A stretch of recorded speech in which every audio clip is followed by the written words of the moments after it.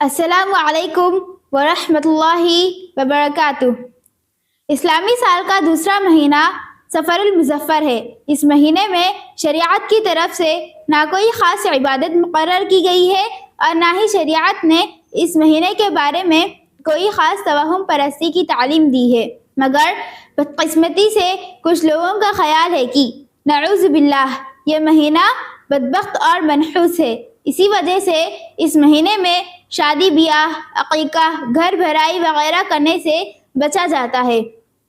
یہ خیال بالکل بے بنیاد اور غلط ہے۔ دراصل یہ وہی توہم پرستی ہے جو اسلام سے پہلے عرب میں عام تھی۔ رسول اللہ صلی اللہ علیہ وسلم نے ایسے تمام عقائد کو ختم فرما دیا۔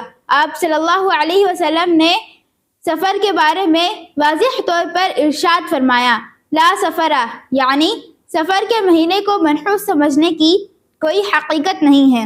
اس واضح ارشاد نبوی کے باوجود بھی آج کل لوگوں کی ایک بڑی تعداد اس مہینے کو منحوس سمجھتی ہے، بلکہ اس مہینے کے حوالے سے عجیب و غریب چیزیں ہمارے درمیان مشہور ہیں۔ مثلاً اس مہینے کے شروع کے 13 دن منحوس اور 13 تیزی کہلاتے ہیں۔ اس مہینے کی نحوست سے بچنے کے لیے زیادہ سے زیادہ قرآن خوانی کا اہتمام کیا جاتا ہے۔ صرف اسی مہینے میں جنات سے حفاظت کے اعمال کیے جاتے ہیں۔ اس مہینے کی نحوست سے بچنے کے لیے گھر سے دور دراز اور سفر کرنے سے بچا جاتا ہے۔ اس مہینے کو عورتوں کے بجائے مردوں پر زیادہ بھاری سمجھا جاتا ہے۔ اس مہینے کے آخری چہارشنبہ کو خوشی منائی جاتی ہے اور سویٹ تقسیم کی جاتی ہے، وغیرہ وغیرہ۔ اسلام میں بدشگونی اور نحوست کا کوئی تصور نہیں۔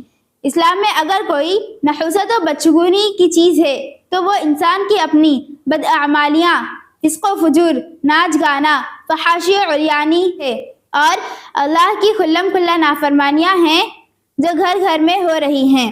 اگر ہم واقعی نحوست سے بچنا چاہتے ہیں تو لعنت و فٹکار اور قہر خداوندی کو دعوت دینے والے کاموں سے بچیں۔ خدا حافظ۔